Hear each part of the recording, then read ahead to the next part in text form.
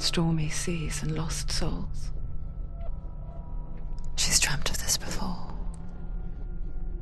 They say dreams are visions of our memories, thoughts, and fears, as seen by our inner eye.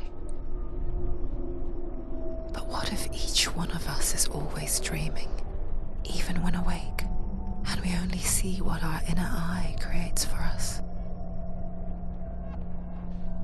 Is this what hell is? A world shaped by Senua's nightmares. Maybe that's why people feared seeing the world through her eyes. Because if you believe that Senua's reality is twisted, you must accept that yours might be too. You failed the gods. You're pathetic. Rotten. Cursed. What were you thinking? Did you really think you could win? How stupid can you be? So stupid. Everyone hates her. She's cursed. The shadow hates. Look at you. A warrior. Worthless. Weak. Pathetic. Go on. Feel sorry for yourself, because there is no one left to do that for you. Everywhere. You failed. What's that? Take it. If you're too much of a coward to fight, then end the suffering. Broken and lost. Just like your soul. Come on. Dare.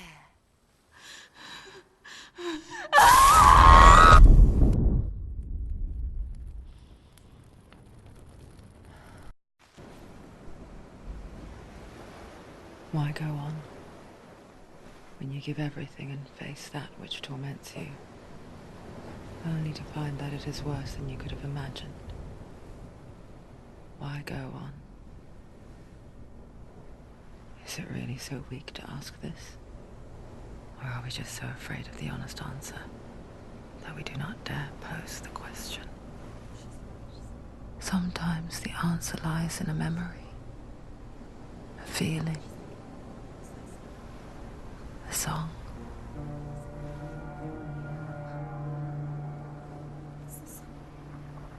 It's not real. It's a trick. It's not real. It's real. Listen to it. Don't give up. Dillian. It's Not like this. It's not real. It is real. It's a trick. Don't trust it. Maybe you're already dead. Who are you? Do you still believe in yourself? No, it's not. It's a trick. It's a trick. He's already dead. He can't be here. It's impossible. Dillian.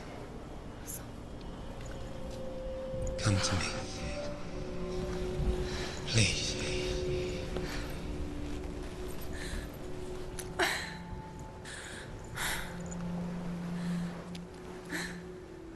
The light. Go towards the light. It's him. There he is. It can't be him. It's just a trick. It's in your mind. No, he's here. It's in your mind. It's real. It's happening. Go towards it.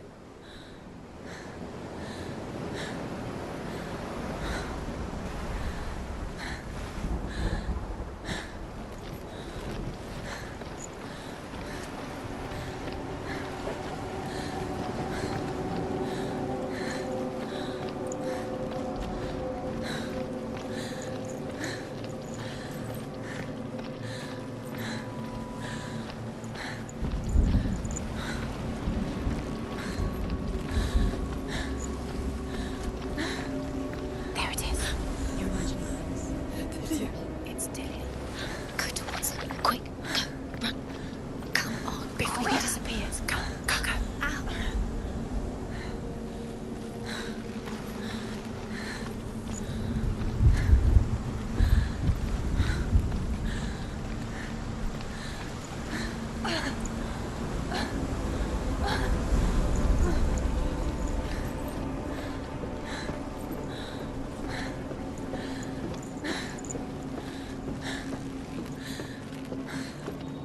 Before she first met him, she was not in a good place.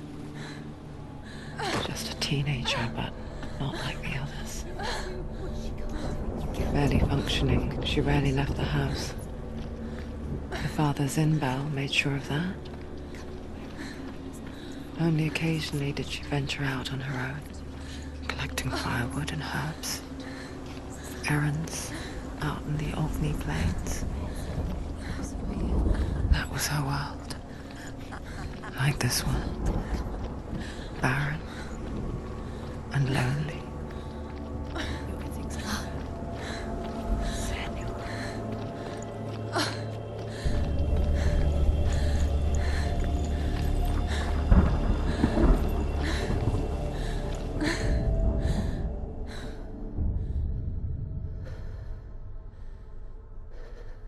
Senua, there will be times that you will feel alone and exhausted, like a strange little fish swimming against the tides of the big ocean. But have the faith to let go and let the tide carry you away. Because the whole ocean is your home, and it does not ask you to swim against it.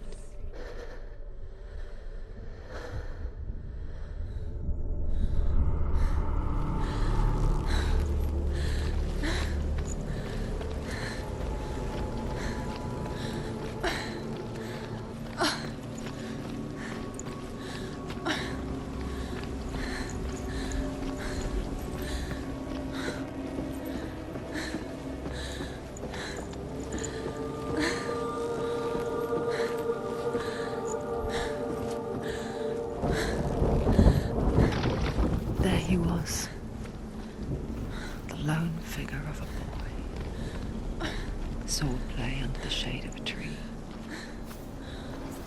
She remembers the first time she saw him. He's there. To her young eyes, he moved as if dancing, and the world danced with him. The gloom lifted. For the first time in years, she felt a ray of hope.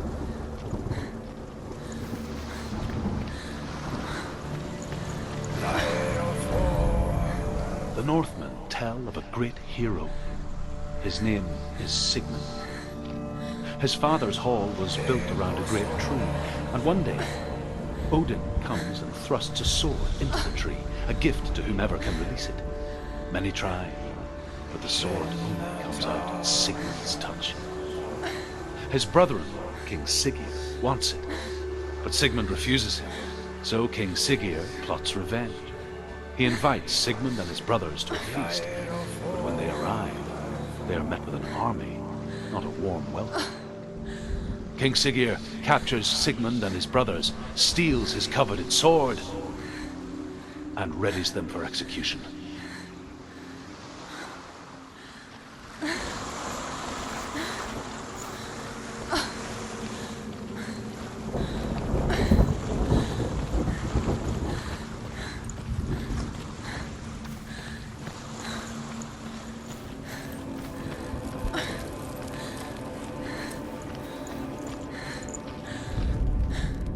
Death for Sigmund and his brothers seems certain. But the king's wife is Sigmund's sister, and she begs for mercy and implores the king to chain them up instead. He agrees. Not for mercy, though, but because he plans an even more cruel and lingering death. Chained to a tree in the forest that night, a she-wolf comes and devours one of Sigmund's brothers. She returns, ravenous, night after night, until only Sigmund is left. The next day, Sigmund's sister sends a serpent with honey to smear on Sigmund's face. But to what end? Well, that night, when the she-wolf appears again, you'll never guess what happens.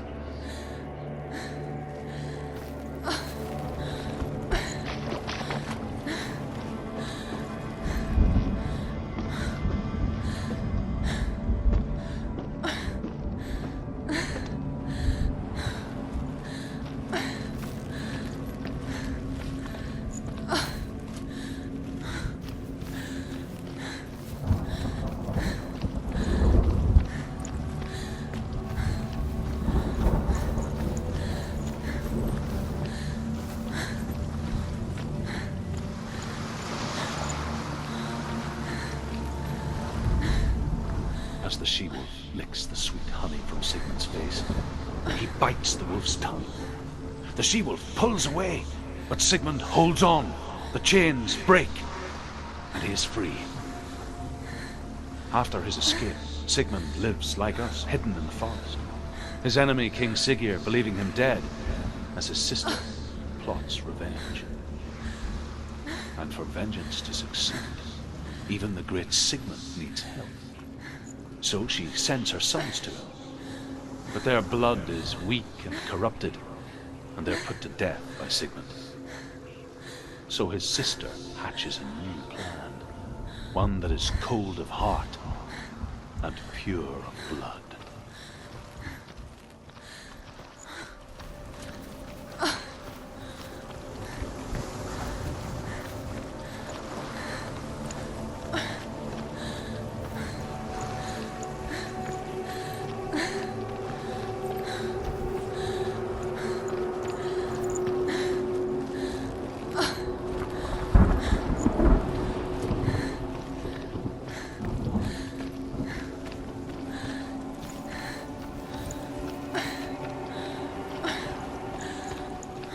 Day after day, watching from afar, she mimicked him, perfecting her own secret dance, wishing those fleeting moments of light would stretch out to last forever.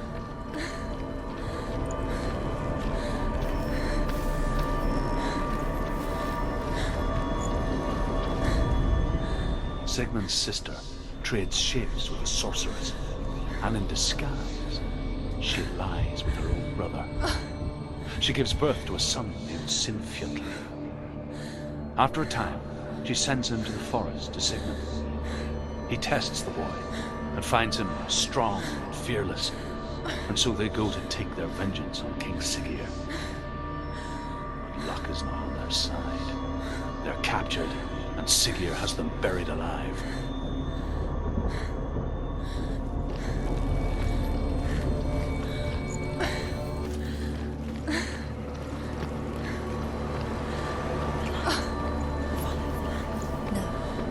It's a trick. It's an illusion. It's not real.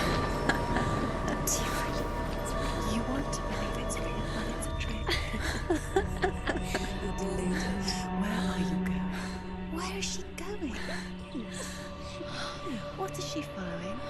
You can't even fight. It's just deception. How does he so effortlessly court the world and bliss? If only she could do the same. See the world through eyes anew and dance with it, just like he does.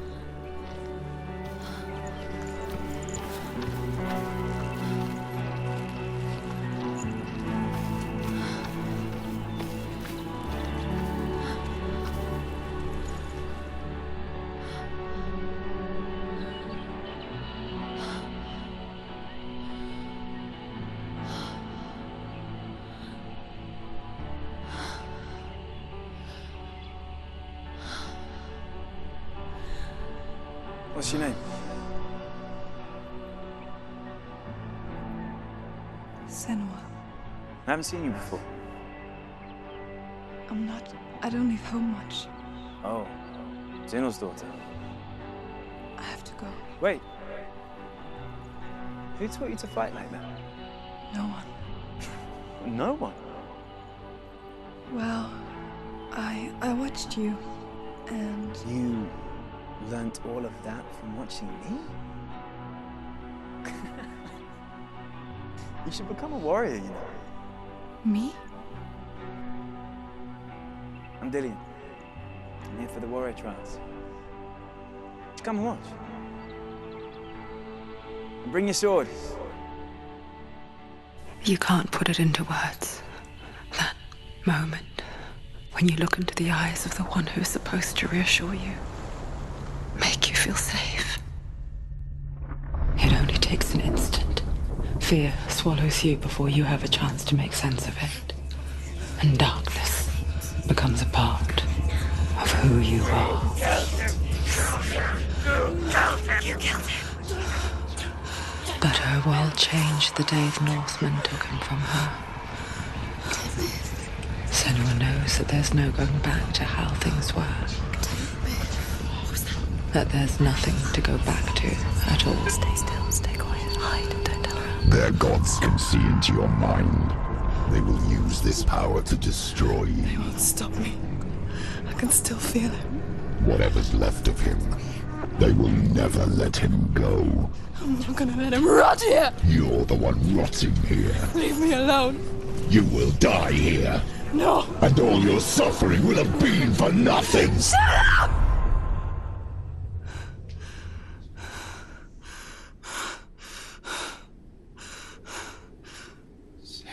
Dillion? Is that you?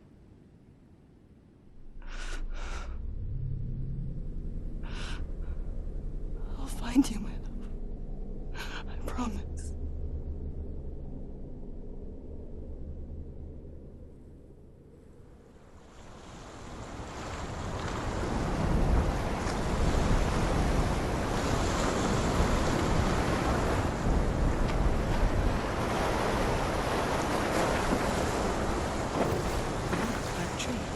Can you see him? You want to believe it. Is he It's there? not real.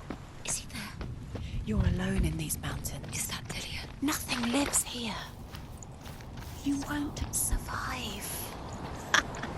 You met him by the tree. She met him by the tree. Maybe it's a sign, true. What's he trying to tell you? He's waiting for you by the tree. As Sigmund and Sinfjotli are being buried alive, Sigmund's sister throws an armful of straw into the grave mound. Hidden in the straw is Sigmund's sword, the gift of Odin. They cut their way out of the grave mound and set fire to Siggeir's hall. The king burns to death. Sigmund calls to his sister to come out so that she may live and be honored. She does come out, but only to tell him the truth. That she had slept with him, her brother, to beget a strong avenger. I am not fit to live, she says, and walks back into the fire. Strike vengeance from your heart, Senua, as there is always a heavy price to pay.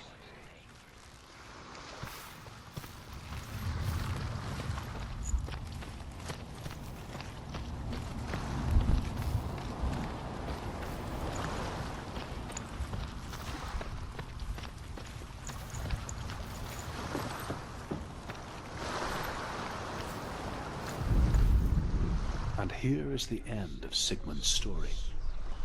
He was a fierce and great warrior who fought many battles. But one day, an old man came onto the battlefield. Although shadowed by a hood, Sigmund saw that he only had one eye. The man raised his spear, and Sigmund struck at it with his sword, but the sword shattered into pieces. Sigmund then knew that this was Odin, and thus that victory could not be his. He bowed his head and accepted his end. Dying, he tells his wife that she is with child, and that her son will one day make a great weapon out of the fragments of his sword. The sword named Gram.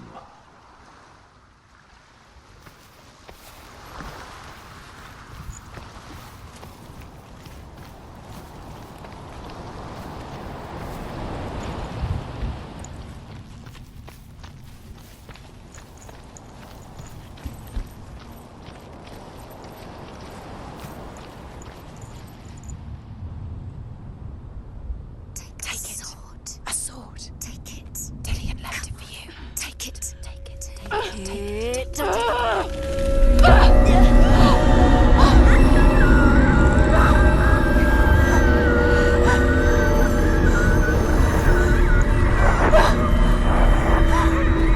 It's a trick. It's a trick. It's empty. It's coming from there and there. What are they? Look. Where's it coming from? She started something. What's happening? Senua, imagine a sword that can slay gods. Its name is Gram.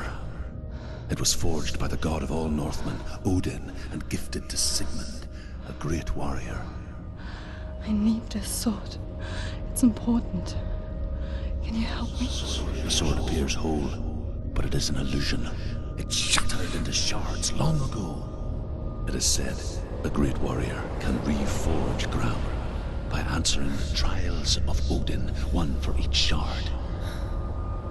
The roots of the Tree of Death will take you to new lands where you will face the trials. Go to the shards. Go to the shard. Go to the shards. What's the shard?